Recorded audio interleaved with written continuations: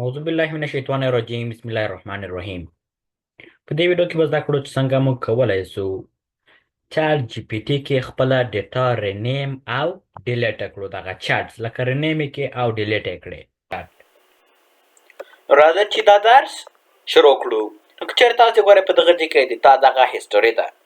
نو که چېرې تاسې غواړئ دغه رنیم کوئ لکه یو بل نوم ورکړئ، نو تاسې به راځئ په دغه 3 ډاټس ګوره څنګه راسئ آپشن راځي چې په دې کلیک کړئ تاسو دا راخلاصېږي.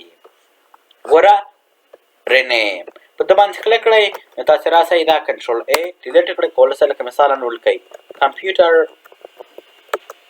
سیسټم، انټر وښئ. ګوره کمپیوټر سیسټم نو دغه ته چینج شو. بیا دې لاره کولی سئ لکه مثالا دلته راسو واټ از لکه موبایل څه شی ده، لکه مثالا کولی سو دلته ورته لیکو لکه سمپل لیکو. دلته راسو فون انفارمیشن انټر فون انفارمیشن دغه رسو. لکه مثالا راسو واټ از ای آی رنیم ای آی انټر. ګوره دا ای آی رنیم سو. نو موږ زده کړه څنګه موږ کولی سو دغه رنیم کړو. نو دغه چې تاسې ګورئ دا چې تاسې ټوله هسټوري ده تېرو ورځو کې چې کوم کار کړی ده هغه په دغه کې ټول ثبت شوی ده. خو که چېرې تاسې غواړئ دا ډیلیټ کړئ یا یو مهم نه ده غواړئ چې په چاټ کې دې پیدا نه سي یا هسټوري کې ونه ګورئ، نو تاسې کولی سئ دلته راسئ لکه مثالا دغه ایمان ده پکار دغه 3 ډاټ باندې به کلیک کوئ. ګوره ډیلیټ دلته بیا تا نه پوښتنه کوي ډیلیټ سي وښئ. نو دا به تاسو ته ډیلیټ تاسې دوباره لکه مثالا وګوره هغه سي کوډ سي وګوره ډیلیټ سو. دلته یا راسو په دغه کې چېرې تاسې ګورئ انیملز A to Z ټایټل. که چېرې موږ اوس دا ډیلیټ کړو نو ګوره اوس لږ پاتې ده. تاسې لږ ذره صبر وکئ نو تاسې به وګوره ډیلیټ سو. دا خو یو ډیلیټ و.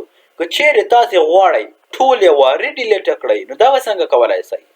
تاسې یو ډیلیټوئ وخت نه نیسي. تاسې به راځئ دلته پروفایل باندې کلیک کوئ. پروفایل کې سیټنګز تاسې راغلی په دغه ځای کې ګوره ډیلیټ آل چاټس کولی سئ ټول چاټس د تاسو سره یو وارې ډیلیټ کړئ.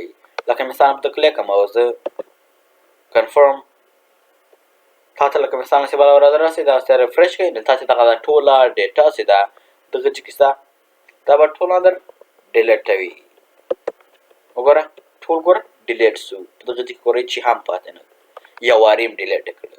غواړئ تاسې یو وارې ټوله ډیلیټ کړئ لکه مثالا په دغه ځای کې موږ ولیکل کمپیوټر سیسټم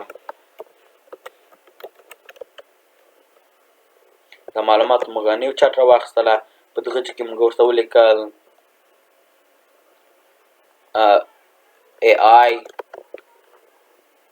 وګوره 2 چاټه سول. خو چېرې موږ یو ډیلیټو وخت رانه نیسي که نه چېرې غواړئ یو وارې دواړه ډیلیټ کړو یا ټولې ډیلیټ کړو دلته به راځئ سیټنګز ته. سیټنګ کې جنرال کې ډیلیټ آل چاټس